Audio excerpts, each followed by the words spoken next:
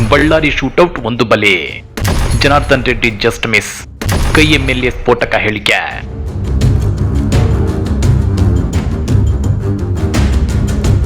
ಬಳ್ಳಾರಿಯಲ್ಲಿ ಇತ್ತೀಚೆಗೆ ನಡೆದ ಶೂಟೌಟ್ ಪ್ರಕರಣ ಇದೀಗ ಭಾರಿ ಚರ್ಚೆಗೆ ಗ್ರಾಸವಾಗಿದೆ. ಯಾಕಂದ್ರೆ ಈ ಶೂಟೌಟ್ ನಲ್ಲಿ ಓರ್ವ ಬಲಿಯಾಗಿದ್ದಾರೆ. ಜೊತೆಗೆ ಇದೇ ಶೂಟೌಟ್ ನಲ್ಲಿ ಗಂಗಾವತಿ ಶಾಸಕ ಗಾಲಿ ಜನಾರ್ದನ್ ರೆಡ್ಡಿ ಜಸ್ಟ್ ಮಿಸ್ ಆಗಿದ್ದಾರೆ ಅನ್ನೋ ಮಾತುಗಳು ಹರಿದಾಡ್ತಿವೆ. ಹಾಗಾದ್ರೆ ಏನಿದು ಬಳ್ಳಾರಿ ರೆಡ್ಡಿ ಮನೆಯ ಬಳಿ ನಡೆದ ಶೂಟೌಟ್ ಪ್ರಕರಣ? ಈ ಬಗ್ಗೆ ಕಾಂಗ್ರೆಸ್ ಶಾಸಕ ನಾರಾ ಭರತ್ ರೆಡ್ಡಿ ಹೇಳಿದ್ದಾದ್ರೂ ಏನ್ ಗೊತ್ತಾ? ಅದನ್ನ ಡೀಟೇಲ್ ಆಗಿ ತೋರಿಸ್ತೇವೆ.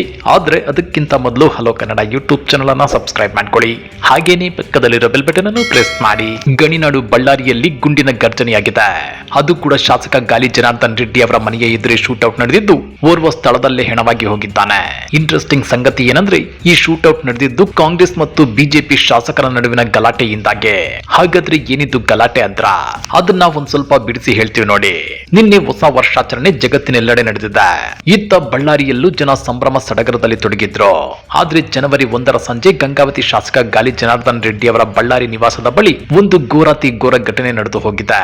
ಜನಾರ್ದನ್ ರೆಡ್ಡಿ ಮನೆಯ ಮುಂದೆ ಮಹರ್ಷಿ ವಾಲ್ಮೀಕಿಯವರ ಪುತ್ಥಳಿಯ ಅನಾವರಣ ಕಾರ್ಯಕ್ರಮದ ಬ್ಯಾನರ್ ಕಟ್ಟುವ ವೇಳೆ ಜನಾರ್ದನ್ ರೆಡ್ಡಿ ಮತ್ತು ಕಾಂಗ್ರೆಸ್ ಶಾಸಕ ಭರತ್ ರೆಡ್ಡಿ ಬೆಂಬಲಿಗರು ಪರಸ್ಪರ ಹೊಡೆದಾಡಿಕೊಂಡಿದ್ದಾರೆ.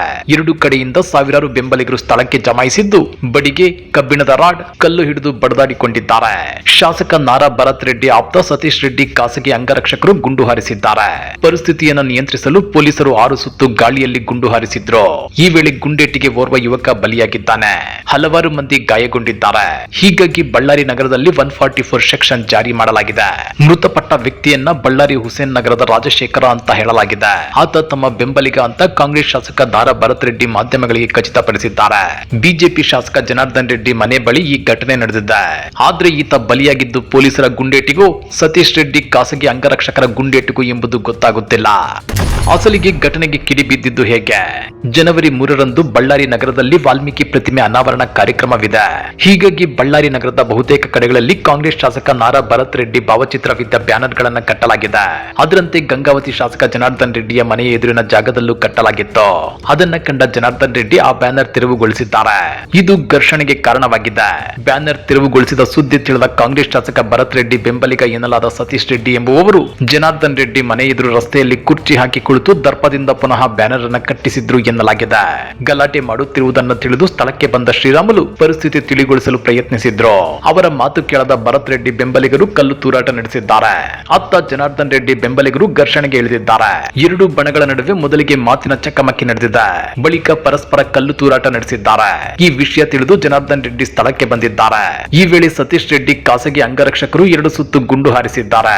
ಆ ಗುಂಡಿನ ಖಾಲಿ ಕೊಳುವೆ ಪ್ರದರ್ಶಿಸಿದ ಜನಾರ್ದನ್ ರೆಡ್ಡಿ ಇದು ನನ್ನ ಹತ್ಯೆಗೆ ನಡೆದ ಯತ್ನ ಅಂತ ಆರೋಪಿಸಿ ತಮ್ಮ ಗುಂಪಿನೊಂದಿಗೆ ಘರ್ಷಣೆಗೆ ಇಳಿದಿದ್ದಾರೆ. ಘರ್ಷಣೆಯಲ್ಲಿ ಹಲವರಿಗೆ ಗಾಯಗಳಾಗಿವೆ. ಈ ವಿಷಯ ತಿಳಿದು ಶಾಸಕ ಭರತ್ ರೆಡ್ಡಿ ಅವರ 1000ಕ್ಕೂ ಹೆಚ್ಚು ಬೆಂಬಲಿಗರು ಬಂದಿದ್ದಾರೆ. ನಂತರ ಬಳ್ಳಾರಿ ನಗರದ ಎಸ್ಪಿ ಸರ್ಕಲ್ ನಿಂದ ಜನಾರ್ದನ್ ರೆಡ್ಡಿ ನಿವಾಸಕ್ಕೆ ದೊಣ್ಣೆ, ಕೋಲು, ಕಟ್ಟಿಗೆ, ಕಲ್ಲುಗಳೊಂದಿಗೆ ಬಂದು ದಾಳಿ ನಡೆಸಿದ್ದಾರೆ. ಈ ವೇಳೆ ಜನಾರ್ದನ್ ರೆಡ್ಡಿಯ ನಿವಾಸದ ಕಿಟಕಿ ಗಾಜುಗಳು ಹಾನಿಯಾಗಿವೆ. ಪೊಲೀಸರು ಮಧ್ಯಪ್ರವೇಶಿಸಿ ಗಾಳಿಯಲ್ಲಿ ಹಲವು ಸುತ್ತು ಗುಂಡು ಹಾರಿಸಿದ್ರು.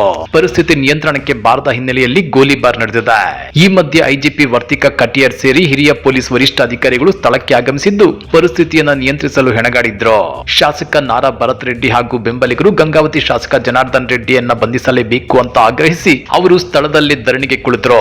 ಮನವೊಲಿಸಲು ಪೊಲೀಸರು, ಅಧಿಕಾರಿಗಳು ಹರಸಾಹಸ ಪಟ್ರು. ಬ್ಯಾನರ್ ವಿಚಾರಕ್ಕೆ ನಡೆದ ಗಲಾಟೆ ತೀವ್ರ ರೂಪಕ್ಕೆ ಹೋಗಿ ಓರ್ವ ಯುವಕ ಸಾವನ್ನಪ್ಪಿರುವ ಬಗ್ಗೆ ಶಾಸಕ ನಾರಾ ಭರತ್ ರೆಡ್ಡಿ ತೀವ್ರ ಆಕ್ರೋಶ ಹೊರಹಾಕಿದ್ದಾರೆ. ಗಂಗಾವತಿ ಶಾಸಕ ಜನಾರ್ದನ್ ರೆಡ್ಡಿ ವಿರುದ್ಧ ವಾಗ್ದಾಳಿ ನಡೆಸಿರುವ ಅವರು ತಮ್ಮ ವಿರೋಧಿಗಳ ಗುಂಪಿನಿಂದಲೇ ಗುಂಡು ಹಾರಿಸಲಾಗಿದೆ. ಯುವಕನ ಸಾವಿಗೆ ಅವರೇ ಕಾರಣ ಅಂತ ಆರೋಪಿಸಿದ್ದಾರೆ. ಮೃತಪಟ್ಟ ಯುವಕನ ತ್ಯಾಗವು ವಾಲ್ಮೀಕಿ ಅಜ್ಜನ ಉದ್ದೇಶಗಳಿಗಾಗಿ ಮತ್ತು ಜನಾರ್ದನ್ ರೆಡ್ಡಿ ರಾಜಕೀಯ ಅಂತ್ಯಕ್ಕಾಗಿ ಆಗಿದೆ. ಜನಾರ್ದನ್ ರೆಡ್ಡಿ ಎಂಬಂತಹ ಏಡಿ ಮತ್ತು ಅವರು ಯಾವ ರೀತಿಯ ಕೆಲಸಗಳನ್ನ ಮಾಡುತ್ತಾರೆ ಎಂಬುದನ್ನ ಜನರಿಗೆ ತೋರಿಸುತ್ತೇನೆ ಅಂತ ಈ ವೇಳೆ ಭರತ್ ರೆಡ್ಡಿ ಶಪಥ ಕೂಡ ಮಾಡಿದ್ದಾರೆ.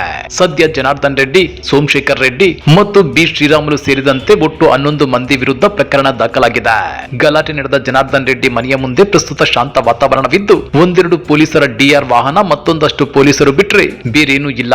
ಪೊಲೀಸ್ ಮೂಲಗಳ ಪ್ರಕಾರ ನಿನ್ನೆ ಗಲಾಟೆಯಲ್ಲಿ 9ಕ್ಕೂ ಹೆಚ್ಚು ಬುಲೆಟ್ ಹೊರ ಬಂದಿವೆ. ಬುಲೆಟ್ ಯಾವ ಪಿಸ್ತೂಲ್ ನಿಂದ ಬಂದಿದೆ ಅನ್ನೋ ಬಗ್ಗೆ ಪೊಲೀಸರು ಮಾಹಿತಿ ಕಲೆ ಹಾಕ್ತಿದ್ದಾರೆ. ಮೃತ ರಾಜಶೇಖರ ದೇಹದಲ್ಲಿ ಒಂದು ಗುಂಡು ಪತ್ತೆಯಾಗಿದೆ.